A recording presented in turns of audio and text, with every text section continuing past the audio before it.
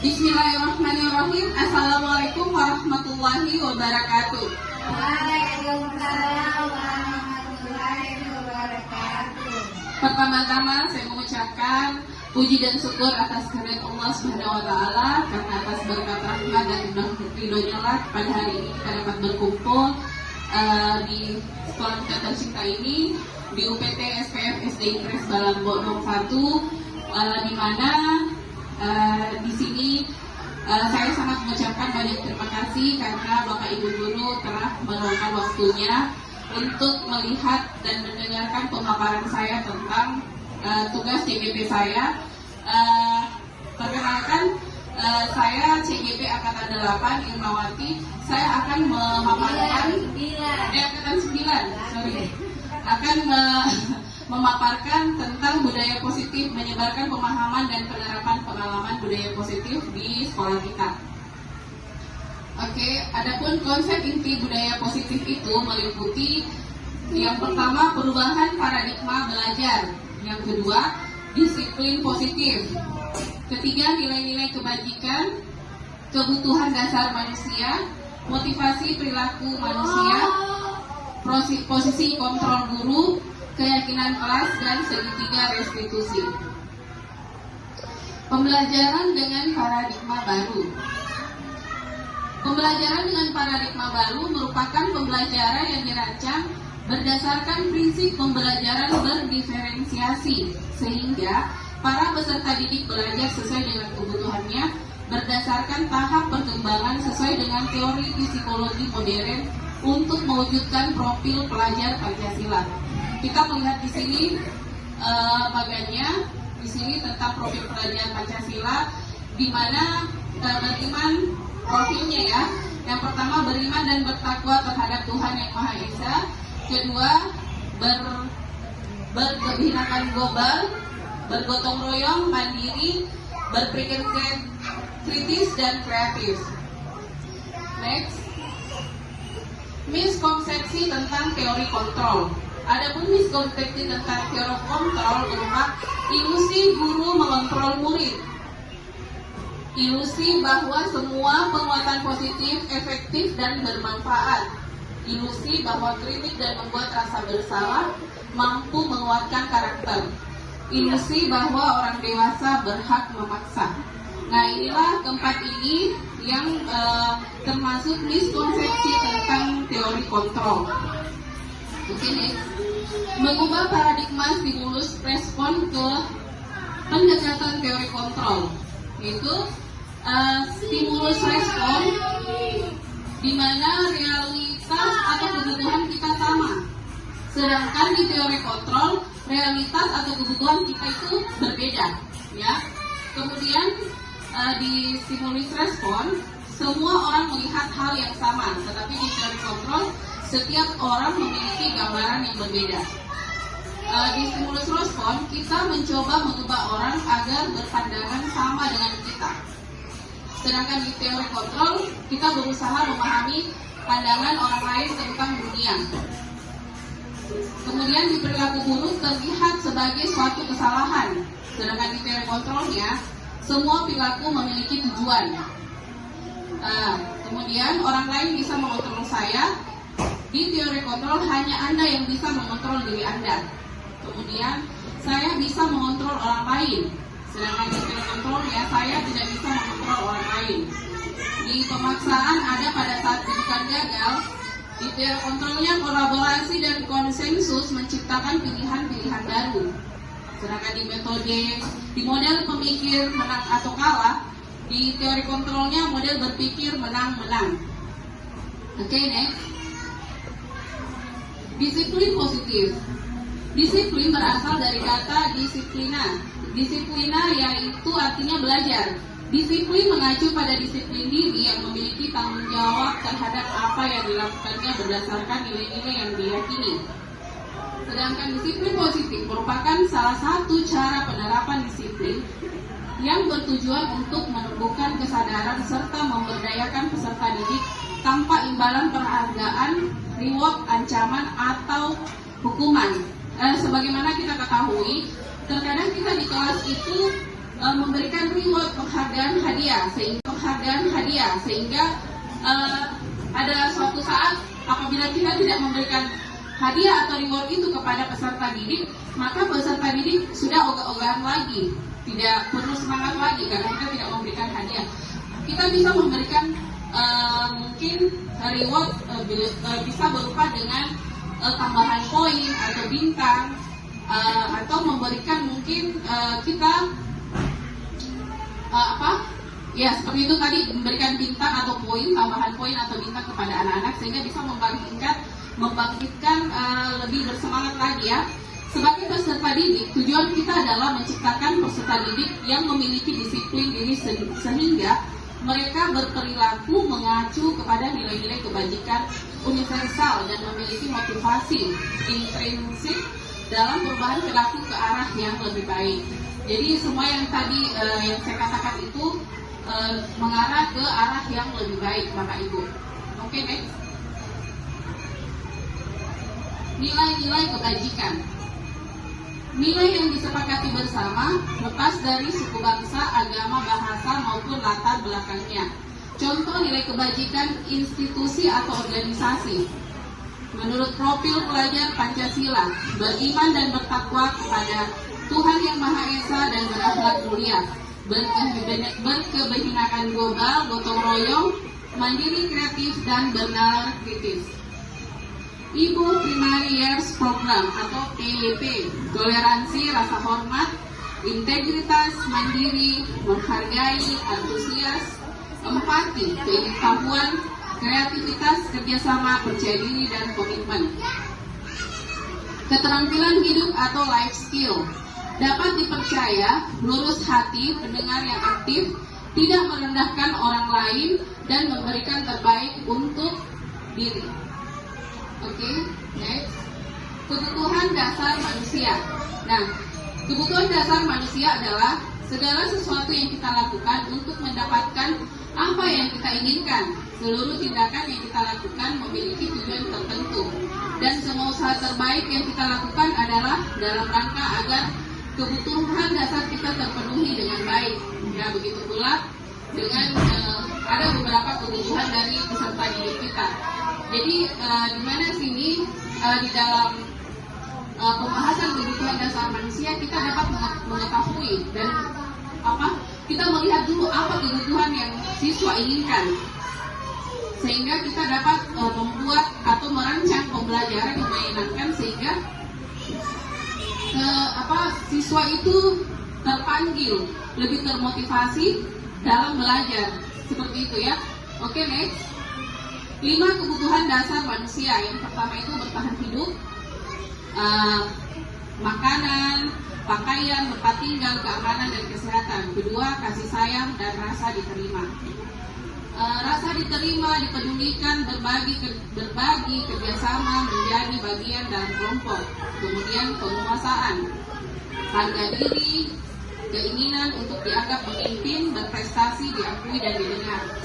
Kemudian kebutuhan dasar manusia itu ada juga kebebasan, di mana kebebasan itu mencakup mandiri, memiliki pilihan, mencoba hal baru, mampu mengendalikan arah dirinya. Kemudian yang terakhir kesenangan, di mana di kesenangan itu mencakup bermain, humor, antusiasme atau tertawa. Inilah 5 kebutuhan dasar manusia yang perlu kita ketahui, dan apa-apa yang tercakup di dalam 5 kebutuhan dasar manusia tersebut, dari bertahan hidup, kasih sayang, yang diterima, penguasaan, kebebasan, dan kesenangan. Oke? Motivasi perilaku manusia. Untuk menghindari ketidaknyamanan atau hukuman, ada timbal balik kata motivasi ekstrinsik untuk mendapatkan imbalan atau penghargaan dari orang lain, dan mengacu ke motivasi intrinsiknya, yaitu untuk menjadi orang yang mereka inginkan dan menghargai diri sendiri dengan nilai-nilai yang mereka percaya. Seperti itu dari kita lihat perputaran dari motivasi perilaku manusia, dari motivasi intrinsik ke motivasi intrinsiknya. Oke, next. Nah, di hukuman, di situ tidak terencana atau tiba-tiba. Murid tidak tahu apa yang akan terjadi atau tidak dilibatkan. Bersifat satu arah berupa hukuman fisik dan psikis. Kemudian di konsekuensi terencana, disepakati sesuai peraturan, murid tetap dibuat tidak nyaman. Sikap guru selalu memonitor murid. Restitusi, di mana di situ mencakup proses menciptakan kondisi bagi murid untuk memperbaiki kesalahan.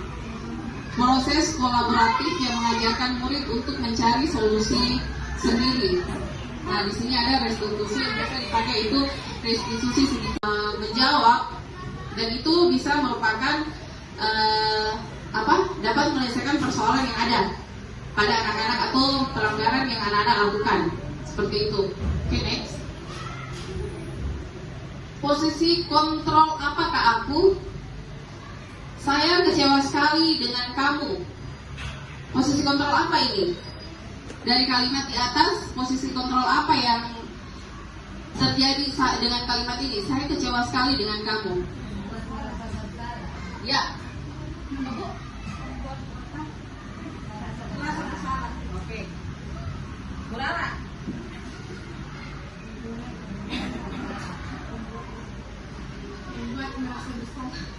Oke. Posisi kontrol di atas itu, saya kecewa sekali dengan kamu. Nah, ini termasuk adalah posisi kontrol membuat merasa bersalah. Oke. Next. Oke. Posisi kontrol apakah aku? Kamu tidak pernah benar-benar melakukannya.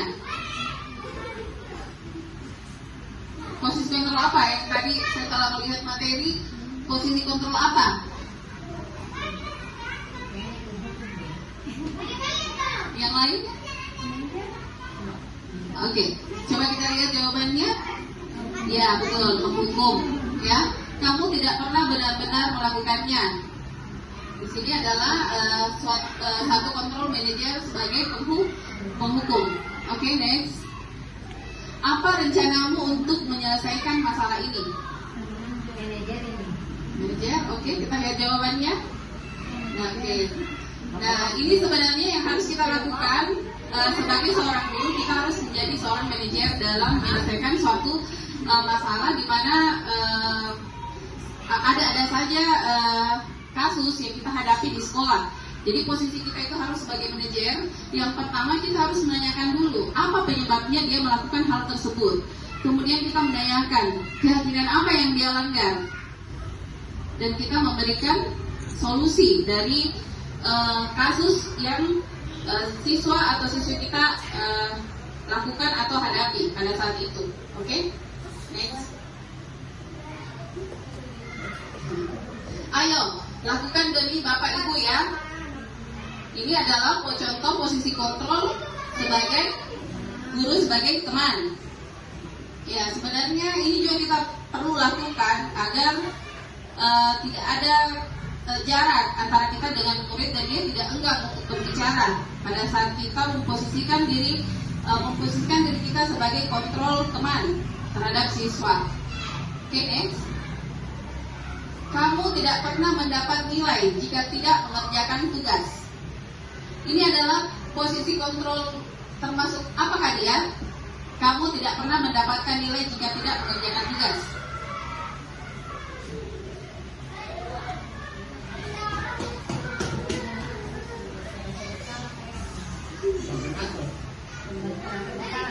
Membuat merasa bersalah. Oke, kita lihat jawabannya.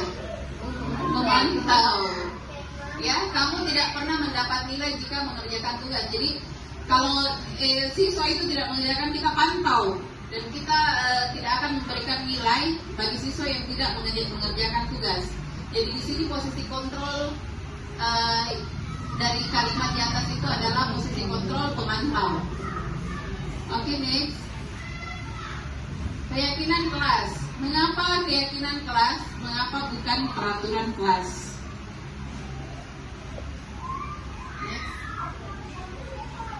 Nah, di sini kita ketahui pembentukan keyakinan kelas yang pertama bersifat abstrak, dua berupa pernyataan universal, dibuat dalam pernyataan positif.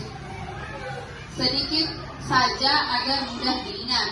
Kemudian sesuai dengan kondisi kelas dan sekolah sehingga mudah diterapkan, dan semua warga sekolah atau warga kelas dilibatkan saat membuat keyakinan kelas.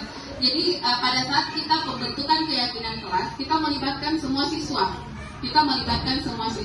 Keyakinan kelas apa yang kita sepakati di dalam kelas, dan kita melibatkan semua siswa bisa dengan membagikan sticky note. Kita bagikan kepada siswa, kemudian memberikan kesempatan kepada mereka keyakinan kelas apa yang mereka akan sepakati di kelas itu, dan tidak boleh dilanggar, ya.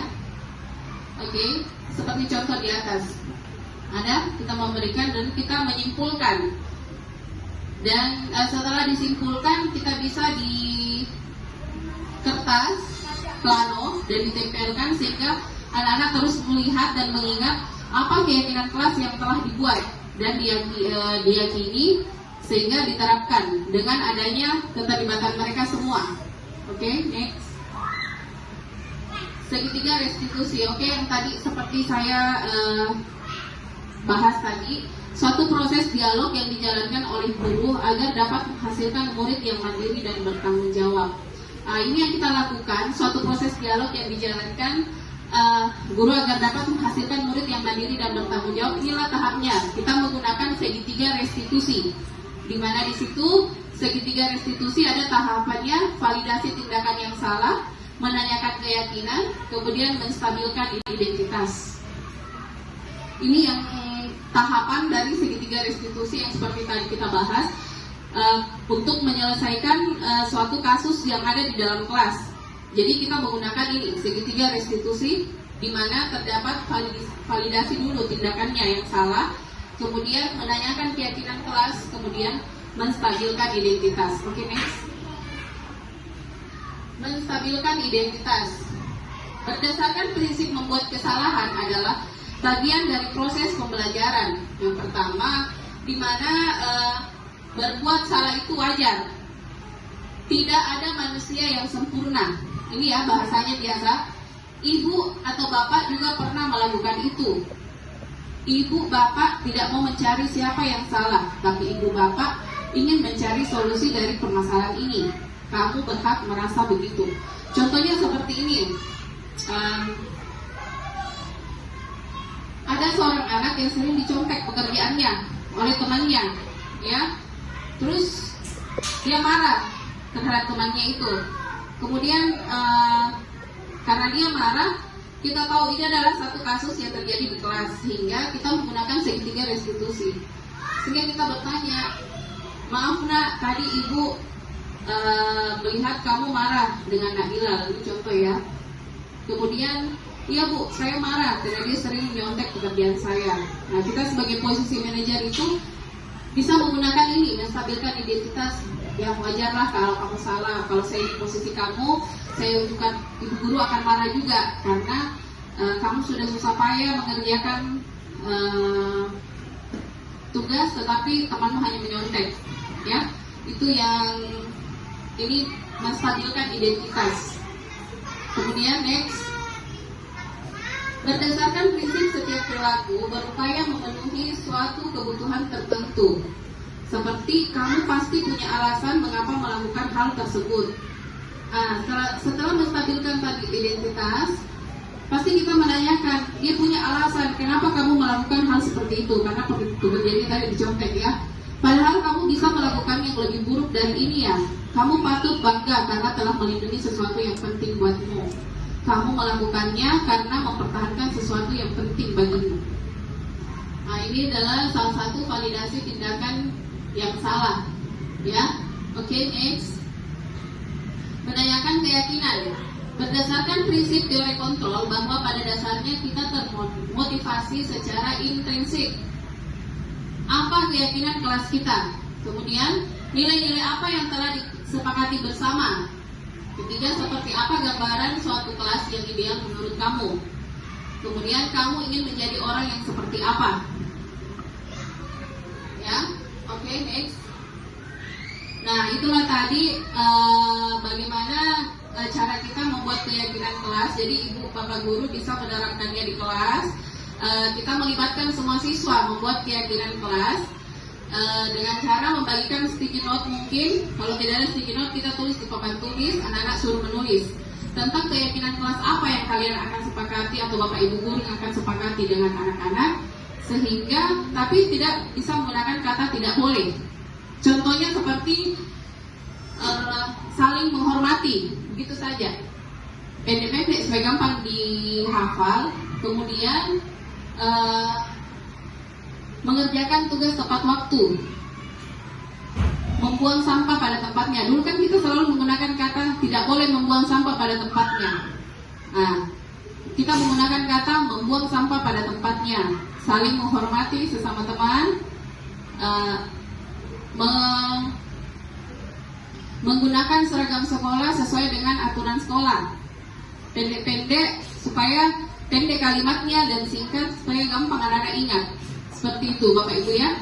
Jadi kita sepakat akan membuat keyakinan kelas di kelas masing-masing sesuai dengan penerapan budaya positif yang ada di sekolah kita. Demikian pemaparan yang saya berikan pada hari ini tentang budaya positif. Semoga bermanfaat dan dapat diimplementasikan di kelas masing-masing. Terima kasih banyak atas waktunya. Wabillahi taufiq wal hidayah. Wassalamualaikum warahmatullahi wabarakatuh. Tepuk semangat dulu untuk kegiatan kita hari ini. Tepuk semangat. Semangat. Semangat. Semangat. Oke, terima kasih Bapak Ibu Guru untuk waktunya hari ini. Assalamualaikum warahmatullahi wabarakatuh dan selamat siang.